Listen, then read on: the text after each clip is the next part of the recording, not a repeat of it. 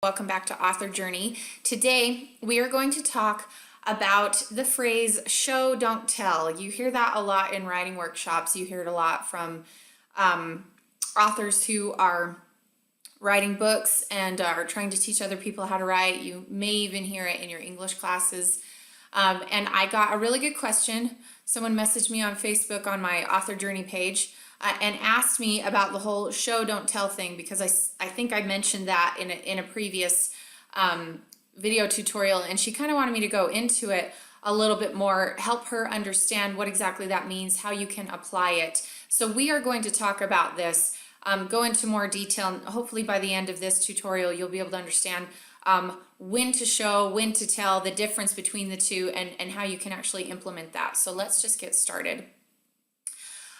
Okay, so this is a technique in storytelling that authors use to draw the reader into the story on an extrasensory level. Okay, so it's really important to do both showing and telling throughout the book, but many authors struggle to find the balance or the difference between the two. So for showing instead of telling, what you're doing is instead of summarizing a story's events or using paragraphs of exposition, which is exposition is when writers are setting up the story. You're setting the story up with the setting, describing it, setting up the characters, even introducing some backstory in there. So instead of using a lot of those techniques and summarizing things to share a story, authors are going to rely more on telling the story through four different things. They're going to do it through thoughts, they're going to do it through feelings, through senses, and through actions. Okay? Now, when to show and when to tell. This is a great quote that I found on Now Novel by Bridget McNulty. I hope I said her last name right, which I thought was perfect. And I'm giving you the link here where you can go and take a look at her blog and look this up, because she has a lot of great things to say about showing and telling. But she says telling has its place. Use it to give the reader secondary information, such as how a character gets from point A to point B. Okay? So unless something crucial is happening during your travels from getting to point A to point B, the reader doesn't need every detail of her commute or a person's commute. So telling is just, you're telling the mechanics of a situation, basically. So if they need to hop the subway to get to work, then that's all you need to say. But unless something really important happens, you don't need to go into detail. We don't need to know like how many lumps of sugar she put in her coffee. We don't need to know exactly how much creamer was in there, So there are places for telling to give you an idea of what's happening, and then you need to keep the really significant details in the showing area. So keep the detail of showing for scenes that deepen characterization or reveal significant turns of plot. Anything that is super important to the plot, that's where you want to do showing, okay? So, show, don't tell, thoughts and feelings. I'm going to try and give you an example of this. This is about internal dialogue, and you have to find a nice balance between internal dialogue, external dialogue, and action, because if you're doing so much internal dialogue and the characters staying in their head, that's not that a lot of times that nothing is really happening. There are very few books that I've read where the story is and can be told in a person's head mostly, and it's just basically a one-person book. It's very hard to do. The only person I've seen do that well is Stephen King, to be honest with you.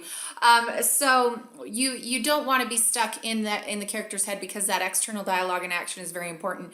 But that internal dialogue is a great vessel for thoughts and feelings. It is a great opportunity for you to explore different ways to deepen character motivations, wants, needs through their thoughts and feelings. So in other words, just to make certain you focus on being specific with thoughts that your characters have, you need to ask yourself why your character thinks or feels a certain way, and then use those reasons within the thought or the description of that feeling. Okay, so just an example of this is from Jane Eyre. Okay, I was glad of it. I never liked long walks, especially on chilly afternoons. Dreadful to me was the coming home in the raw twilight with nipped fingers and toes, and a heart saddened by the chidings of Bessie the nurse, and humbled by the consciousness of my physical inferiority to Eliza John and Georgiana Reed. So Jane could have just said, or Charlotte could have just had her character say, I'm not a fan of walks. I don't like walks, and left it at that. Or she could have said, I don't like walks, they're cold. And I don't like these people because I feel stupid around them, you know. There was a very short way to do this. You could have just said, I didn't like it, and then carried on. But thoughts and feelings are so important when it comes to showing rather than telling. So telling would have been, I don't like walks.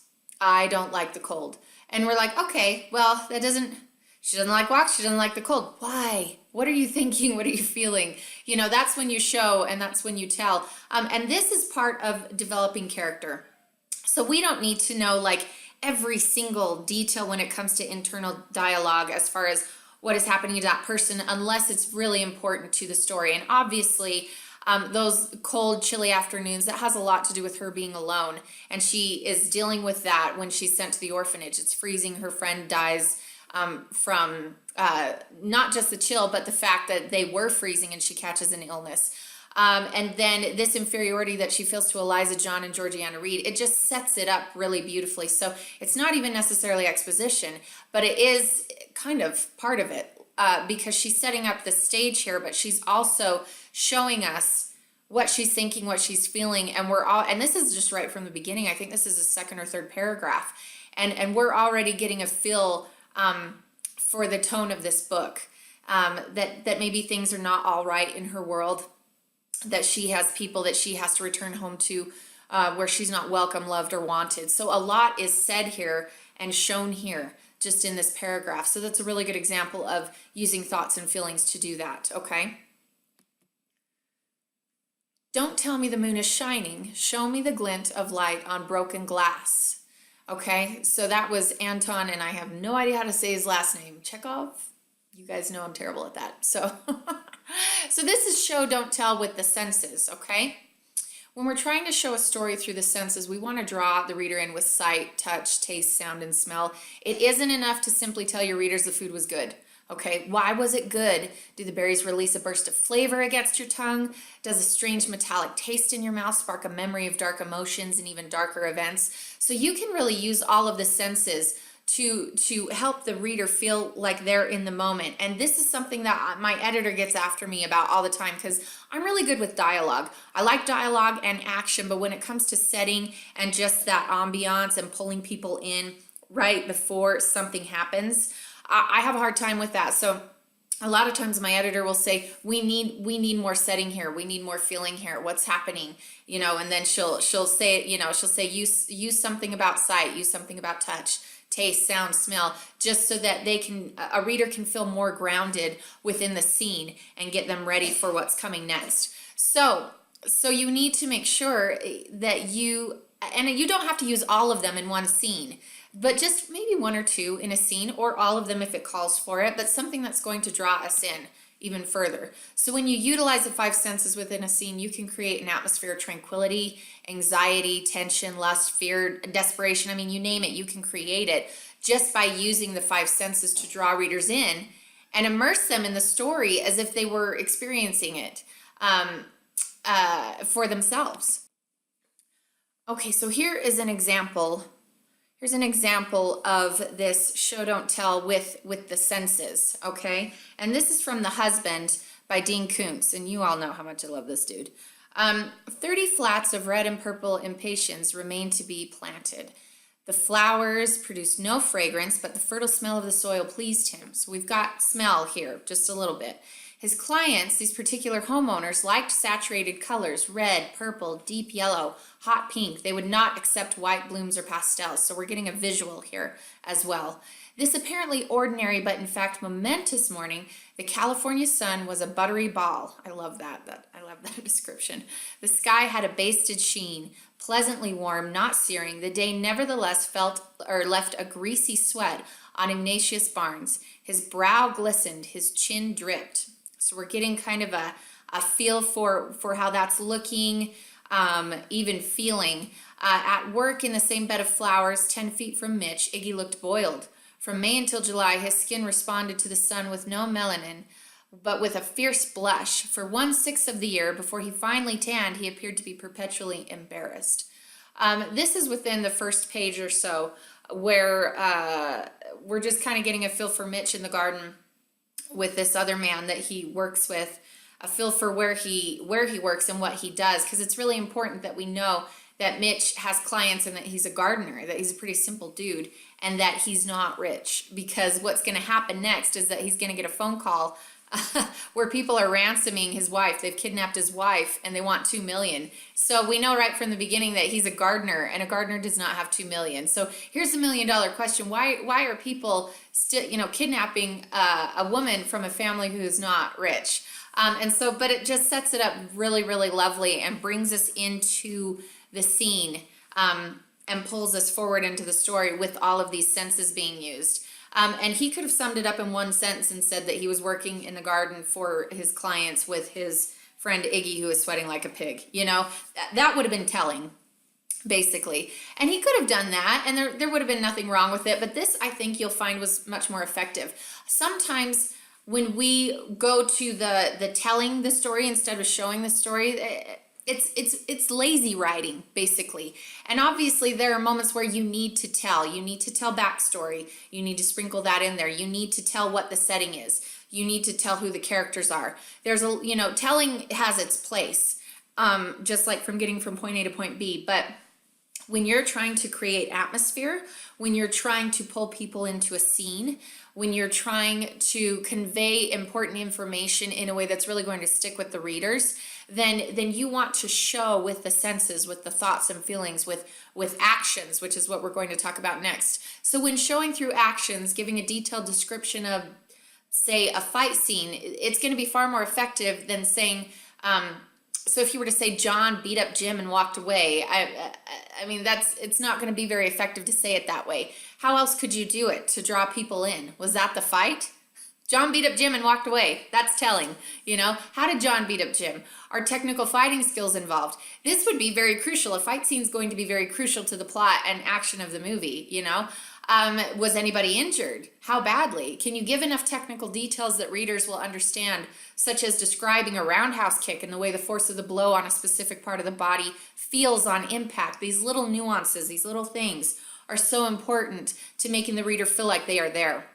Like they can taste it, they can taste the action, they can feel the blows, they can sympathize with either the character or the villain. Describe action, whether in a fight scene, a flight scene, or a love scene, etc. Descriptive action is going to up the tension for your reader, and bring more immediacy to the moment, drawing your reader in. You want them to feel as if they are right there with you, okay? So here's an example in The Husband again. Mitch is dealing with his brother, and Mitch is normally a very laid-back, passive guy. I mean, he's not a fighter. So this is huge for Mitch, and very good action for the scene at hand. The big man's fall might have contained an element of tragedy if he had fallen from height, but he had gone from low to lower. Mitch hounded him, repeatedly making the same commands. The back door rattled, distracting Mitch. When he looked at Anson again, he saw an acute awareness in his brother's eyes, a sly calculation, which vanished in that glaze of disorientation. Arson's eyes rolled back in his head. Mitch waited half a minute, then he moved quickly toward his brother. Anson sensed him coming, thought he was going to use the taser, and sat up to block it, grab it. Instead, Mitch squeezed off a shot, intentionally missing his brother, but not by much. At the report of the pistol, Anson flinched back in surprise, and Mitch slammed the gun against the side of his head, hard enough to hurt bad, hard enough, as it turned out, to knock him unconscious.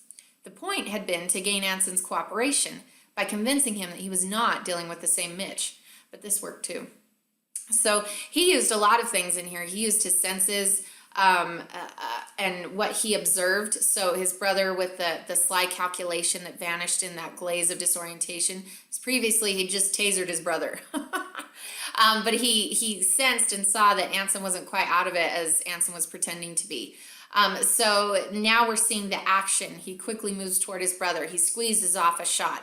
He could have just said shot his brother, or shot at his brother, but he squeezed off a shot, intentionally missing his brother, but not by much. So there's a lot of little things that are happening that draws us in even more.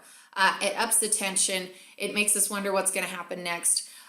So Dean Koontz really could have summed this up and given us just like maybe 3 or 4 sentences to tell what had happened here. That would have been telling. But because he used all of this description, he used different, extrasensory details or sensory details of what he could include in this to help us see what Mitch was seeing and feel what Mitch was feeling, and also to see the terror in Anson's eyes as he realizes that his brother's serious and is actually shooting the gun instead of being, a doormat.